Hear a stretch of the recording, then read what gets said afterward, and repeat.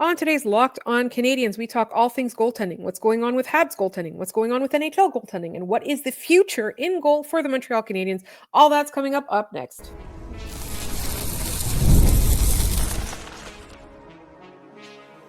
You are Locked On Canadians, your daily podcast on the Montreal Canadiens, part of the Locked On Podcast Network, your team every day. Hi there, everyone, and welcome to another episode of Locked On Canadians. I want to thank you all for making us your first listen of the day. As you know, we are free and available wherever you get your podcasts, as well as on YouTube as part of the Locked On Podcast Network, where you get your team every day, and now the number one sports podcast network. We love saying that, and we love you guys for making us the number one sports podcast network. And today's episode is brought to you by Game Time. Download the Game Time app, create an account, and use code LOCKEDONNHL for $20 off your first purchase. My name is Laura Saba, also known as the Active Stick, and today I'm not joined by my wonderful co-host Ian Boisvert. We are on our holiday schedule, and so I pre-recorded this one, and it's a special episode. I have an actual goaltending coach, Dylan Waugh. If you guys remember the Habs statistician back from early podcast days, he was so gracious with his time. He came onto the show to tell us all kinds of things about the Montreal Canadiens goaltending. So without further ado, here is my episode with Dylan. My guest today is Dylan Waugh, who has played pro hockey as a goaltender and is a goalie coach. Dylan, welcome to the show. Welcome back to the show, I should say. It's really great to have you back.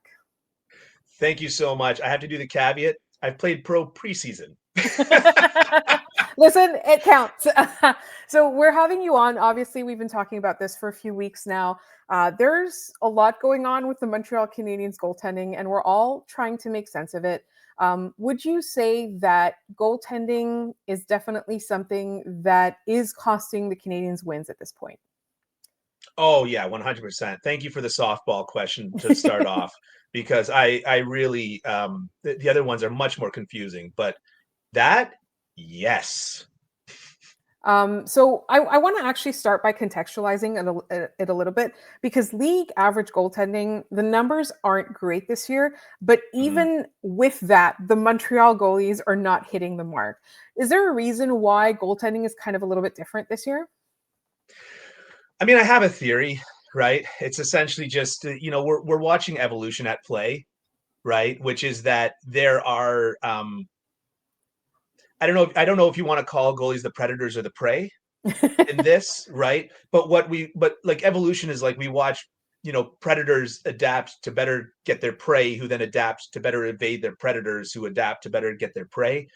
And that's essentially what we're seeing, which is that goalies were getting burnt backdoor like constantly for many, many years. Like that has been the book on goaltenders is cross crease or backdoor. And the whole league has gotten deep. Like Henrik Lundqvist used to be the goalie that played really deep, and he didn't play as deep as the average goaltender is playing right now. So the whole league has gotten deep, and I don't have numbers. I tried to have numbers to prove this, but just from watching a lot of different games and highlights of the games that I missed, and like, my routine right now is I watch like all the highlights from the day before while I'm doing a workout.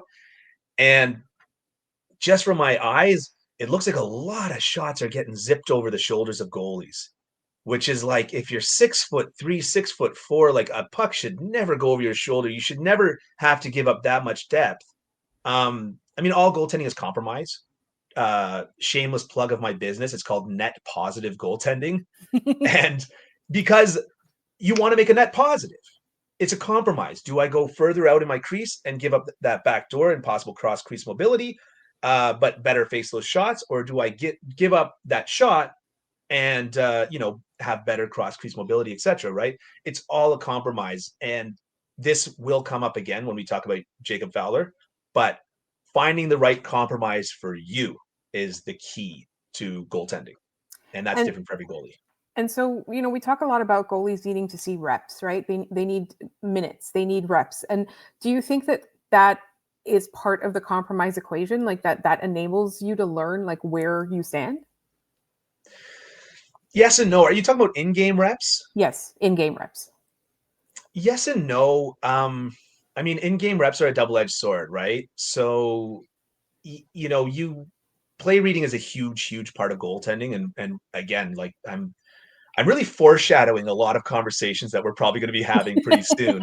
But play reading is a huge part of goaltending. And so, yes, you've got to see those reps. However, if all the reps that you're seeing are in game, you're going to start to cheat on different things. And so goalie drills are designed to force you, or good goalie drills at least, are designed to force you to face things in the best, most efficient way for that specific shot, and therefore kind of put it all together in a nutshell.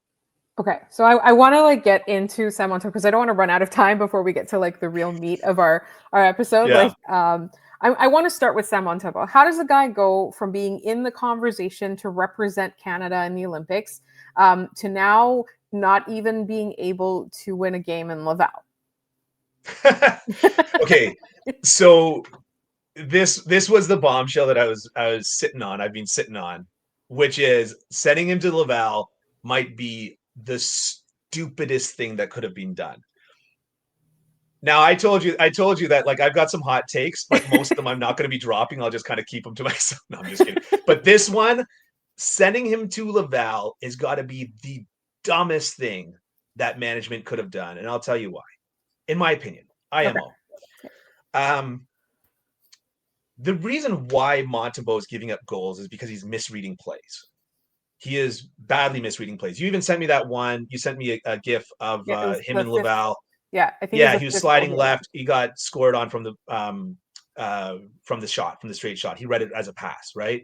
I've seen that 3 or 4 times this year, and I have not even watched. Like, I've not watched every game. I've been watching, more highlights than games, but just whenever I can, because my schedule, obviously, I'm coaching a lot in the evenings, right? He's misreading, right? Now, the reason why, and you've referenced this, and I love that you've referenced this. I always talk about how the NHL and the AHL are different, and the skills that can make you good in the NHL are not necessarily the skills that will make you good in the AHL. Part of that is because the AHL has different play reading. The defense isn't as tightened up, and therefore you need to read the plays a little bit different. And the AHL is better at reactive goaltenders. My point and case is Cayden Primeau. Cayden Primeau was very athletic, very reactive, but pulled himself out of position all the time. In the AHL, he's been successful as a goaltender because that play that you never saw coming, that you just have to react to, he's good at. When it comes to the NHL, where you've got very set shooting lanes and very set passing lanes that the defense leaves open for the goaltenders, now you've got to start thinking in advance. Okay, how is this play going to unfold in front of me, right? You've got to start really visualizing how, like, the different options of that play. Okay, that guy's not an option. And even if the puck gets to that guy, I can easily readjust and get to him. This guy's an option. That's a scary shot. So I got to be thinking that, and so you see Montembeault, that clip you sent me is a perfect example. He assumed that pass was happening. He thought, there's no way somebody shoots from the point there. It's the stupidest thing anybody could ever do. So he's just waiting for that puck to get released before I slide to the clear and obvious danger, right? You know what I mean? It'd be like if at the end of, Jaws or something like that, like he dies of a paper cut, right? So that's what we're seeing a complete breakdown in his play reading, and that's only causing him to break down his play reading even more and more and more. And the solution then is to not send him to the league where play reading is even worse. So I think a lot of people thought, and we did too, we thought, like, what else are they going to do with him? Because, and again, this is not a management conversation, this is very much a goaltending conversation, but it's like, your choices are put him on waivers and lose him for nothing. Your choices are also, and then it's not just losing him for nothing, it's who's going to be your starting goaltender. That's a big one. And then you can trade him. Nobody wants him, right? Nobody's going to give up assets for him. So what else do? You can't you can't have a 3 goalie situation right now because you're having Fowler and Dobes trade starts. So let's just send him to Laval and make it somebody else's problem for a few days, right? That's what it really felt like. And I think that what the Canadiens thought was it was going to build his confidence, and I fear that it's done something even worse. Today's episode is brought to you by Game Time. The World Cup is coming back to North America for the first time since 1994, and with 48 teams for the first time ever, it's going to be massive. But let's be honest, getting tickets is usually the hardest part. That's why the Game Time app is clutch, finally giving fans a real advantage when it comes to snagging seats. With Game Time, you can track price drops in real time, get alerts when great seats open, and buy tickets the moment they hit the app.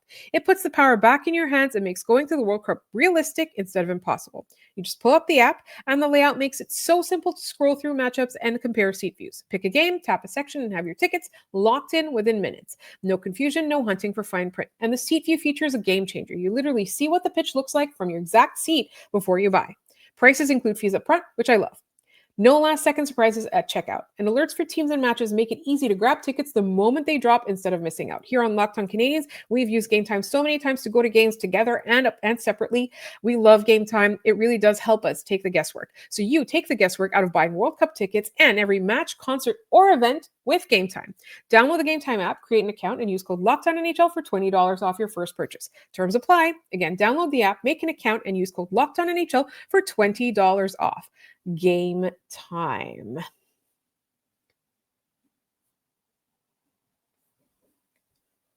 Thank you for making Locked On Canadiens your first listen of the day, and thank you for making Locked On the #1 sports podcast network. If you haven't already, go check out our new Everydayer Club. You get access to an ad-free audio feed for Locked On Canadiens compatible with Apple Podcasts, Spotify, and every other major podcast app, and an invite to a members-only Discord server where we'll be hanging out. Go to lockedoncanadiens.supercast.com or tap the link in the show notes to learn more. And now, back to my interview with Dylan. But I want to get back a little bit to play reading. Right? So his play reading has been off. Do you find that in itself, like it becomes a spiral, and like the worse you are at it, the worse you get just by overthinking or losing confidence in your own ability? Yes. Short answer, yes. I want to give an example. We saw a goalie trade recently. We saw a team that is a very high performing team, exceptionally high performing team, get rid of their goaltender. That team was Edmonton, exactly. We have seen them do that before. Do you remember a certain goalie that actually was in the Montreal Canadiens organization because they had screwed up so greatly in Edmonton and had lost so much clout in Edmonton, and then after being in the Canadiens organization, won a Vezina with Minnesota? Is it Devan Dubnyk? Yes. Oh, I love it. I'm doing the trivia today. Yeah. You said you were going to miss out on the trivia, but here we are, baby. It is Devan Dubnyk, right? Devan Dubnyk was in a situation on that Edmonton Oilers team where he couldn't read plays. Their defense was awful. And he was in a situation where he couldn't read plays, and he couldn't get, and that is not an ability that you can necessarily just get back easily. That is one that you do have to get from reps, right? And so he lost his confidence in all of his play reading, right? Like I remember, this is such a dumb example to use, but I just remember there's one time I was on my right post, and there's a guy right behind me with the puck. And of course, I took a little peek to see, where the pass options were for him. And I saw 4 sticks all open and all in shooting lanes. And I just went, well, I'm screwed. Right? Like, it wasn't like, oh, okay, there's that guy at the top of the circle. That's the pass option. So as soon as that puck gets released, I'm sliding to him. Right. Because the NHL is so fast. That wasn't in the NHL, obviously. But the NHL is so fast that if you start moving your glove, for example, after the puck is released, the puck's already in the back of the net. You have to read that shot and be moving your glove in advance of that shot being released, right? And similarly, a pass, and especially like a one-timer or a tap-in or something like this, is so fast that you've got to have that read done and dusted before you even make that slide. And so when you look out, and it looked like, I remember in my brain, it looked like a video game. Like all the stick blades looked like they were shining. Mm-hmm. You know what I mean? Like, it was just like, I was just like, and I'm screwed, right? So if you look out and you're not able to get a clear read on the play because you don't have any sort of consistency, then that just becomes a huge problem. Right. And we saw that with Devan Dubnyk. And what we saw is that when he eventually did get that play reading back, he became exactly the goalie that we all expected. I'm going to throw this quick thing out there, which is last year at 5 versus 5, Montembeault was 14th best in the NHL. Okay. The year before that, and the reason why I do 5 versus 5 is because I want to this is in goal save above expected as per money puck, right? Per 60 to eliminate, people that played more games or less games or whatever, right? But I don't want the penalty kill and the power play and the team's ability to penalty kill and power play to affect the goalie stats. Right. So the year before that, at 5 versus 5, he was also high up, but all my things crashed. Anyways, he's been 3 years in the top 20 at 5 versus 5 for goal save above expected. And now? Oh, he's the worst in the league, like literally. The literal worst in the league. I was afraid of that. Yeah, no, your fears have been realized, Laura. He's the literal worst in the league. I find it impossible to believe that at his age and at his caliber, he woke up one day and it was like Space Jam. The Monstars just stole his talent. I find that impossible to believe. So I started digging around because I'm a numbers geek, right? Deep down inside, I'm just a huge nerd. So I started digging around and I thought, well, it's the team defense, because I'm seeing a lot of times where like usually poor reads come from poor team defense. Right. So when it's the team defense, nope.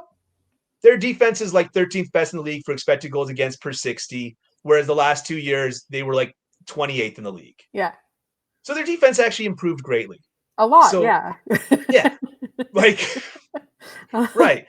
And so I thought, okay, it's team defense. And so this is where I say I've got egg on my face, because I've been texting you and just being like, it's the defense. Stop blaming Montembeault. No, the defense is being better. And then as I'm falling asleep last night, I had this epiphany and I go, okay, it's because the team is playing worse in front of Montembeault than they're playing in front of Jakub Dobes. So it's not actually team defense I should be looking at. I should be looking at individual expected goals against per 60 for those goaltenders. Yes, the nerd came out. Guess what? They're divided by like 0.3. Wow. 0.03, sorry, I should say. So it's the same. They're divided by nothing. The team's playing the same in front of both of them. So I don't know what got into Montembeault's head, right? I can tell you the symptom, but I can't tell you the disease. I thought I could tell you the disease. I can't tell you the disease. I can only tell you the symptom, which is that it is poor play reading. Very poor play reading. Yeah. And I think that kind of tracks with what, with what the layperson is seeing. I think the real difference is, how it works and why it's working the way it is, right? Whereas like most people are just like, you didn't see the puck, and I actually wanted to ask you something that's slightly unrelated, but we'll get into it because we are going to move on to Dobeš in a little bit. But like, how do you feel when you see someone say he should have had that? Like, what does that mean to you? Like when we say about a goalie, he should have had that. I mean, sometimes they should have. Yeah. Right? Sometimes they should have. I just remember the analogy that I was going to use. Before I was a full-time goalie coach, I was a contractor. Okay? And I found that the worst contractors in the world were the ones that showed up to a place and immediately pointed out all the faults of another contractor. Because they don't know what went into baking that pie. Right. They'll be like, oh boy, they didn't do this on that framing there. But they don't know what the other considerations were made during that. And so I hate it when contractors would come in and just immediately, oh, this is that to me suggests that they suck. Yeah. Right. If they're not able to think about the why. Right. And so for Montembeault and that whole idea of like, I guess it like he should have had that and stuff like that. Like we don't know what the calculations that are happening in his head. So we can say, yes, he should have had that. But also, like, for us to have a 360-degree view of the ice from that net POV is impossible. And so I've been guilty of this. I remember there was one game, and I had people sliding in my DMs because I was critical of Price, God forbid, in Montreal, right? And I had people sliding into my DMs, calling me the stupidest person that ever walked on earth, with a lot more profanity laced into that, let me tell you.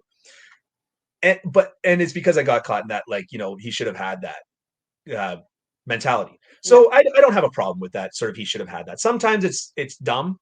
Mm-hmm. I remember this is on the player side of it. There's a guy coming in on a breakaway, and he shot glove, and Price made the save, and the announcer went, 5-hole was open. Yeah, 5-hole was open because Price saw him shooting glove and opened his 5-hole to be able to make the glove save. Like, how stupid can you be? So sometimes it doesn't make sense, right? But sometimes it does. Yeah. So we have to be cautious with the he should have had it. But that said, Montembeault has plenty of he should have had it this year. Yeah, this year. Today's episode is also brought to you by FanDuel. NFL Sundays move fast. One big play and suddenly everything feels different. And that's what makes live betting with FanDuel so exciting. You're not just watching the game, you're reacting to it in real time. With FanDuel, you can place bets as the action unfolds. Every drive, every momentum swing, every highlight moment. Live betting is best when the game starts to shift. A receiver gets hot, a defense tightens up, or the momentum flips after a turnover. FanDuel lets you jump into the moment with live spreads and money lines that adjust instantly. Player props that update as guys heat up. And you can bet next touchdown scores, drive results, totals, and more. It keeps you locked into every snap, every drive, every possibility. NFL Sundays are an all-day thing, and you really want to get closer to the action, feel like you're really in the game with FanDuel. So if you want to be right in the middle of the action this season, visit FanDuel.com and place your NFL live bets all season long. FanDuel, the game moves fast, and so can you. Okay, so last question on Montembeault, because I do want to move on to the other two guys, and I don't run out of time. You're what? I said who? What other two guys? Is there goalies here? There are other goalies in Montreal. Yes. Yeah. And so let's say, you're just minding your own business and you get a call from Sam Montembeault being like, I'm a mess, help fix me. What do you tell him? I tell him that you are a beautiful human being. I would adopt you as my child if I could. And we'll get you right back on track. Don't you worry about it. Honestly, I mean, we talked a little bit about sports psychology. There's a lot of pseudoscience involved. What I ask my students is I just say, what was the best game you played? And how did you feel? And how can you now replicate that feeling going into another game? And I can only relate from my own experience. I play really good when I play really well, when I feel really good. And particularly when I'm in a laughy, jokey mood. Right. So once before a game, and it was preseason, and it was in the FPHL, I went to the other team's dressing room and stood in front of the door and shook every player's hands as they walked out the door.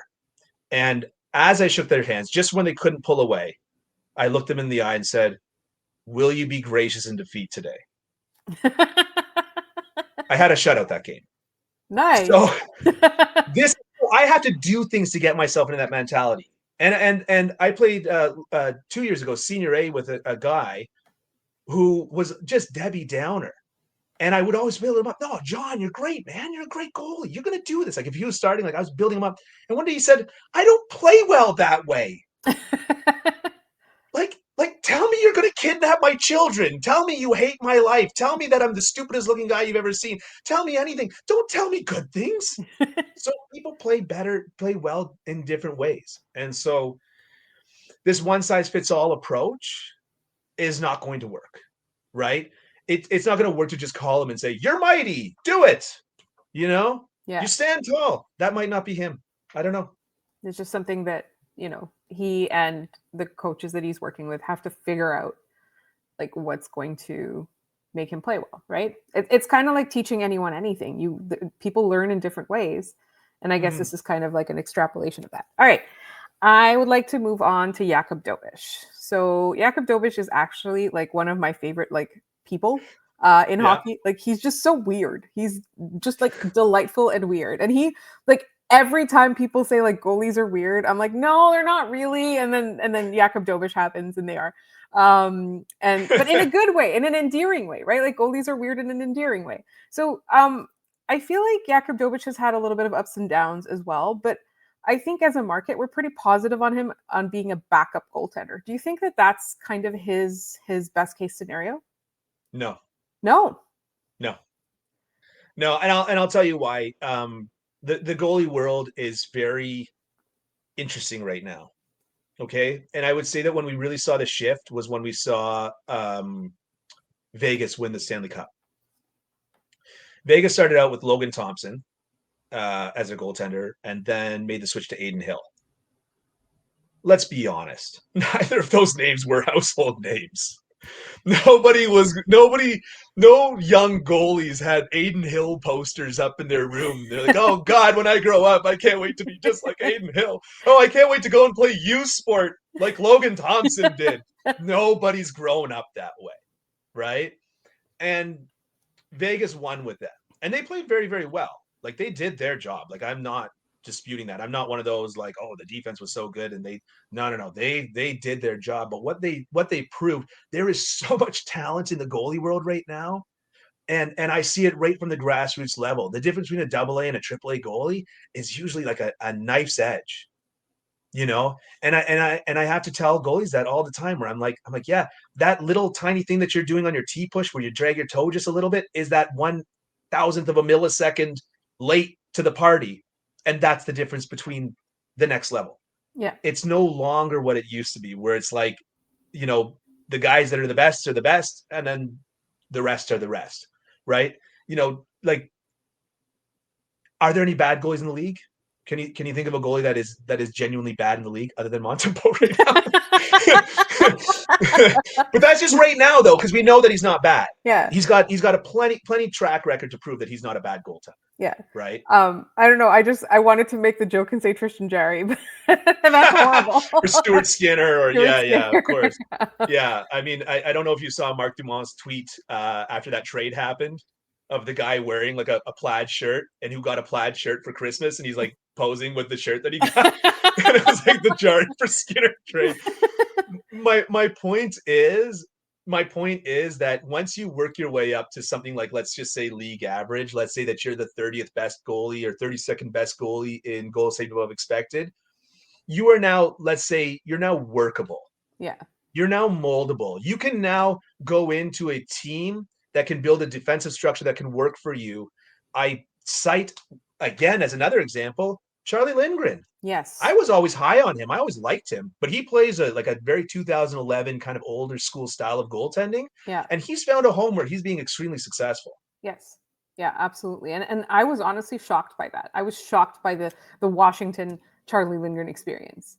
I wasn't. But to be honest, Laura, there were goalie people that were. Yeah. There were goalie people that were. So what wouldn't shock you about Dobes then? It would not shock me to see him. I always, funny enough, I always relate as a league average goalie as Sam Montembeault, but unfortunately I can't do that anymore. It would not shock me to see him become a league average goaltender that a team could build a defensive core around, or it wouldn't shock me to see him become like a Peter Budaj, best backup goalie in the league kind of guy. One specific thing I want to talk about with Dobes before we move on to Fowler, because I really want to talk about Fowler, is his rebound control seems off. And as a layperson, like that's what it looks like to me. Is I feel like he's just really bad with rebounds. What are your thoughts on that? Yeah. Is that fixable? Oh yeah. Yeah. You're right, but also it's kind of his first year in the league. Like it's not his first year in the league, but it's kind of his first year. It's his rookie year, technically. Yeah. Yeah, exactly. Yeah. Well, goalies are, we have like 12 rookie years, right? Yeah, I'm pretty sure that Matt Murray's still on his rookie season. Like he won 2 Stanley Cups before he was officially not a rookie. Yeah. Right? Yeah. So goaltending is funny that way, right? But yeah, his rebound, I would say, yes, that is a weakness of his game. But yes, it's fixable. There's just NHLers are just shooting different. And I don't mean velocity, I don't mean accuracy, I don't mean any of that stuff, because I can tell you right now that in the off season I train with guys from all kinds of pro leagues, including the NHL and including European leagues. And other than the IQ, I would say from a skills perspective, I don't see a gigantic difference on average of the shots. The idea of, oh, he's in the NHL now, they're really shooting like men now, gone. It's gone. And it's gone even to the extent where that even extends or is starting to extend even to like women's hockey. Right? I played one of my senior A teams that I've been on, we had PWHL members would be coming in and shooting, and geez, they lit me up. So mean of them, but they did it. Yeah. It's like they didn't even account for the fact that I've got a fragile male ego. Listen, honestly, like, but that's really interesting to hear. So, like, you know, the IQ really is what makes the difference, because it feels like something that like instinctually is true, but I think a lot of people just don't like think about it in that way. Yeah. Right. So, like, because I honestly, like I said, I love Jakub Dobes. I want him to be, you know, I want all the success for him. I want him to be amazing and happy and joyful. But yeah, so like if you were to look at the Canadian state of goaltending right now, and we're saying that, like, you know, Jakub Fowler is very much still a hockey prospect. He's a goalie prospect. Yeah. Would you say that the coaching could be improved of the two goalies who are the NHL level goalies? I love the way that you phrased that question, because it puts me in a position to say categorically yes. Yeah. Yeah, it puts me in a position to be able to say yes, it could be improved. Sorry, just to finish the thought though about the shooting IQ. Yes. Sorry. NHLers know how to shoot for rebounds better. Okay. Right. Yeah. They're reading stuff on a level that is not the same, right, as other places. Montreal. So I mentioned that a lot. Like goalies are playing deeper and deeper. I mentioned that off the top, and Montreal, I'd say, is leading the charge on that. I actually dug up some footage of Montembeault playing in Florida just to kind of confirm what I was seeing, and yeah, he is way deeper in his net than he ever was in Florida, and you know, and this has been the sort of the trend, and Montreal seems to be very much on the forefront of that trend. So I go back to similar to what we were saying about sports psychology, our ability to coach for that goalie's particular skills is very important. And the example I'll give is an over-the-shoulder save. I have relatively big shoulders as a goaltender, right? But so for me, an over-the-shoulder save looks like a shrug. I chicken wing it, because those big shoulders are great, except that means that the mobility to get my arm up and over here to put my glove next to my head and make that save is lower. It's worse. So that save will always be a shrug. I will never try to make a catch up there, ever, right? Some goalies can make catches up there, right? Usually that shoulder save is a desperation save for a lot of goalies, right? So that thing to be able to look at a goalie, see how their shoulder mechanics works, and say, I'm going to teach you how to make the save that way, because I'm talking, of course, at a rep level right now, because this is how your anatomy is. This is how your body functions, right? And so I guess we're going to be talking about Jakub Fowler in a second, and Jakub Fowler's playing a lot deeper than he was. He's playing a lot deeper than he was. And we all know that he's tiny. He is a minuscule man at 6'2". Right. And so he can't play the same way as Montembeault. And he shouldn't be playing the same way as Montembeault. And Montembeault shouldn't even necessarily be playing the way that Montembeault is playing. Like, let's be real. He's way deeper in his net, with the idea being, of course, that those over the shoulder saves are easier to make from the point. But guess what? They're clearly not. They're going in, all point shots are going in all the time. And I tried to research it. I tried to research average goal distance from year to year to year. And I wasn't able to find like a huge difference. And the only thing that I can think of is that it's probably that the mid-distance shots are vanishing from our game. That's the only thing I can think of, because I haven't been seeing them a whole lot. And we're seeing goals from the doorstep a lot more, and goals from the point a lot more. Yes. And those sort of tops of the circles, that the OV spot kind of thing, we're not seeing those nearly as much, right? Because the defending has evolved too. Right? To catch up. Yeah. Predator versus prey, like I was saying earlier. Yeah. Yeah. Yeah. That's really interesting. All right. Let's go to Jakub Fowler, our large adult son. We've been excited about this kid, and I think it's kind of really unfair because, his name was called at the same time that we knew that Carey Price's career was over, right? So as soon as he started struggling, not even with injury, not in goal, as soon as he started struggling with injury, we're like, all right, this man is not going to live forever. His career is not going to live forever. Who's the next one? And so unfairly, that's kind of fallen on Jakub Fowler's shoulders because he's come with such a high ceiling. So what do you do if you are the Montreal Canadiens to not screw that up? I think like it really depends on the goaltender. Like I can't really speak to his temperament, but I remember hearing an interview from Thatcher Demko where he talked about his first time in the league. He got absolutely lit up, and it really kind of lit a fire under his butt and showed him what he needs to improve in order to play at the NHL level and be successful at the NHL level. And again, Thatcher Demko being a very highly touted prospect, right? That's not necessarily what's right for Jakub Fowler. For whatever reason, I feel like it is, but that's just a gut instinct. That's based off of absolutely nothing. That's like, so I don't want to present that as though it's fact. But I would say like, the biggest thing that goalies struggle with is looking at results too much instead of process. Like I've definitely run a drill, and when the goalie runs the drill perfectly and the puck still goes in the net, I just tell them 99 out of 100 times you've made that save. You got yourself there. You got yourself there square and big and, and in great position. So 99 out of 100 times you make that save. We have to focus on process. Jakub Fowler, his biggest weakness, in my opinion, is weakness. If you notice, like on the first Flyers goal in the last game that he played, like he was in his RVH, which stands for reverse vertical horizontal. It's where we see that goalie kind of does that like sort of half butterfly thing at the side of the post. He's in that RVH on his left side. Puck comes to his right side. Don't get me wrong, it's a good goal. Like, don't get me wrong, that's a very difficult save to make. But I would have liked to see something different where he did two things. One, you'll notice that his butt drops as he makes that slide. That's usually an indication of weak hip flexors, right? Because you're not, as you're in a very distressed motion, you're not able to hold yourself in a perfect position.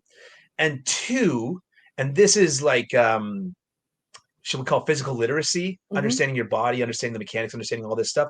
He slid into no man's land, or what I call no man's land, right? You've got two options: be aggressive on that puck or be passive onto that post. And he wound up not being aggressive on the puck and also not going to his post, right? Whether that was a decision, my guess is that it was indecision.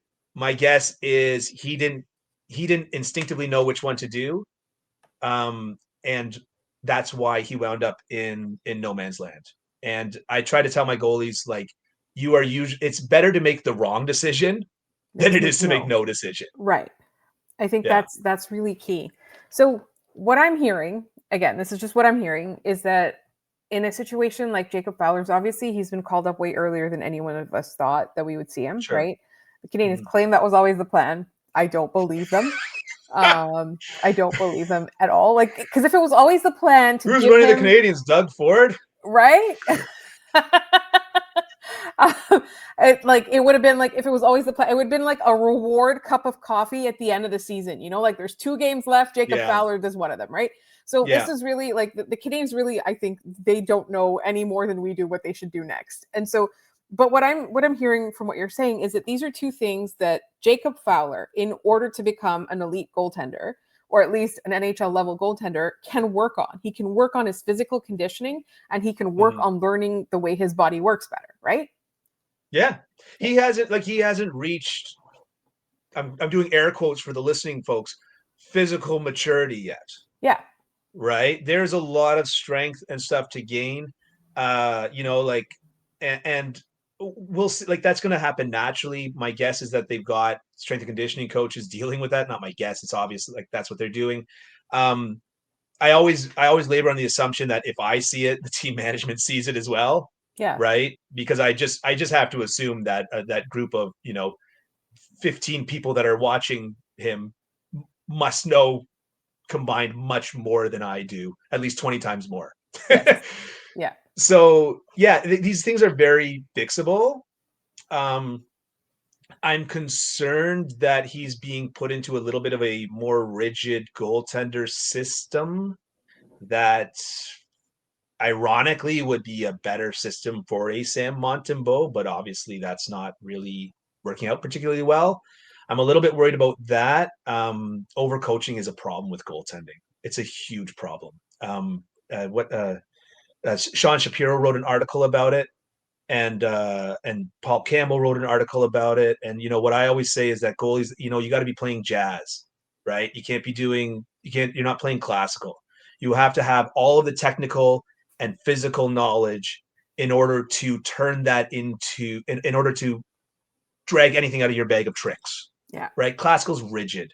Right. It's got a time structure. It's got everything. Right. You got to be playing jazz. And jazz, those guys, they have incredible knowledge of musical theory that they bring into it. And that's what leads them to be able to do all these special things that they do on the fly. And goaltenders have to be like that. We have to have a huge toolbox that we can draw from. There are times when stack pads is the right choice. There are times when it is. Not often, probably once every 10 games. Yeah. But there are times when it is, and it should be in the toolbox. Not often in 2025. But no, but a butter stack, you're in the middle of we see this so often in the league. You're sliding, but guess what? You're not quite there on time, and then you throw the legs out, and they make the save. Mm-hmm. That's a legitimate play. Just like the chicken wing shoulder save that used to be, people would say, you chicken wing the puck. You got to catch it. You made the what save. If you can't? It's a save. Exactly. Yeah. The puck is not in the net. And one that deflects rebounds usually into the netting, by the way, if the shot has enough velocity. So also a save that's decent for rebounds. Yeah. Just as a, little aside there, right? I love this episode because I wish Ian could be here. Unfortunately, he could not. But next time we have you on, he gets to be because this is so much nerdery. I just love learning all this kind of stuff. And I really hope our listeners really love it. And what I like about this episode too is that it's pretty timeless. I hope that if somebody's listening to this 2 weeks from now, Sam Montembeault is still not the worst goalie in the league, or maybe there's been some traction there, or but I really like all the information. So I just want to bring up one more thing, because we have fully run out of time. I had millions more questions, but what we'll do is we'll have you on again. And this time my co-host can also participate. Yeah. And for all of our listeners, Ian is fine. This is the same time as he was away last time. He's fine. Everything's fine. It's just day job stuff. I do want to tell you my favorite goalie play ever, my favorite goalie move ever. And it does not happen, maybe every 10 games or whatever, is the goalie poke check. Yes. I love that. Is there a science to that, or is it just luck? There's 100% of science to that. There is vertical poke checks. There are lateral poke checks. There are times to do those poke checks. There's ways to cover your poke checks. Poke checks are not taught. Poke checks are not taught. But funny enough, I literally I remember when I was gearing up for tryouts. The last time that I was gearing up for tryouts, I put pucks in front of my net, 6 or 7 pucks in front of my net, and just was it was slide, poke check this one, then that one, then this one, then that one, and see how fast I could do it. And I've got a few of those up on my Instagram of just doing poke check drills. And depending on your position for the puck, you might go laterally, depending on how that play moves. There's a lot of different ways to do the poke check. It's definitely very useful. But the problem is that just like how we're seeing goalies coming back, we're seeing a very conservative trend in goaltending. Now, once that gets thoroughly exploited, which I would argue that it already has been, but once we see that more thoroughly exploited to the point where even the most staunch conservative hockey people say, boy, we better change something here, I think we're going to see stuff like that come back into the game a little bit more. But it's a huge thing. And especially for tips, the ability to get that stick on the other player's stick with a lateral poke check when they're trying to tip that puck in the net, it drives them nuts. I did a whole practice with one guy where all I did was poke checks, and it, pissed him off. He was getting so mad because he couldn't even get a shot off on net. And all he wanted to do was work on his shooting and his tips and his handles in low. And my stick was on his every single time. And at the time I was still using a wooden stick. So he had no ability to move that thing. That's awesome. All right. Last word. I do want to give you a chance to plug any business, nonprofit, or content. So I would love to plug Seaside Hockey is a nonprofit in Scarborough that if you have a child in Scarborough that's looking to play hockey, sign them up for Seaside. Do it. Under 6, I think it's like $200 for the year, including equipment. They're literally just charging the insurance rates. That's So, incredible. and then you're basically playing for free with equipment. My daughter's in it. Great people that run it. And I'd also like to plug my business, Net Positive Hockey, which I'm actually opening a rink and gym in Pickering. The rink should be done by the new year. It's small. It's like, 30 by 30, but basically just designed to have an inexpensive way to be able to train people because hockey's so expensive. It's so dumb. And it was too expensive when I was a kid, and I wasn't able to play as much growing up as I would have liked. And I started taking lessons in my 20s because I had my own money. I could afford it. Right. Yeah. So I'm trying to create a situation where this becomes affordable for blue collar people. And that's what I'm trying to do. So Net Positive Hockey is the name of the facility. Net Positive Goaltending is obviously my business name. And just trying to, the fact that Net Positive Hockey was available just as a hashtag on Instagram is very sad for the fact that there's not a lot of positivity in this sport. I do love the pun, though. I really love the pun. Yeah. All right. And content-wise, I would like you to commit to coming back one day and asking and answering a lot more of our questions, because between me and Ian's the smart one. So he's probably got a lot more questions that are right up your alley. And he loves math. Like, you guys would be best friends. So I commented on your video today. I said, there's going to be more math. That's so fun. All right. Yeah. I want to thank you so much, Dylan, for this episode. And hopefully, yes. Are you on social media? I am at Dylan Goalie Coach, DYLAN. It's spelled just like Bob. And and of course at Net Positive Hockey, which is the handle I scored. So you can find me either of those places. Feel free to DM. I'm really mean in person, but on podcasts I'm nice. I've met you in person and you're great. All right. Thank you so much. And I hope our listeners get a lot out of this episode, because I certainly did. Thanks for having me. Thanks for tuning in today to Locked On Canadiens. Next week, we will be back to our regular schedule with trivia, et cetera, et cetera.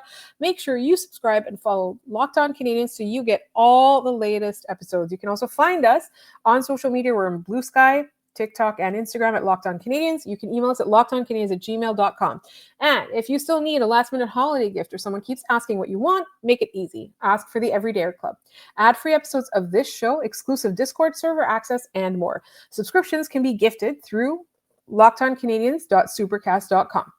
And for those of you on video, we're sending you to the first ever 24/7 National Locked On Podcast Network YouTube channel. And on audio, make sure you make your second listen NHL game night on Locked On NHL. I want to thank you all so much for listening, and we will be back sort of regular to our regular schedule on Monday.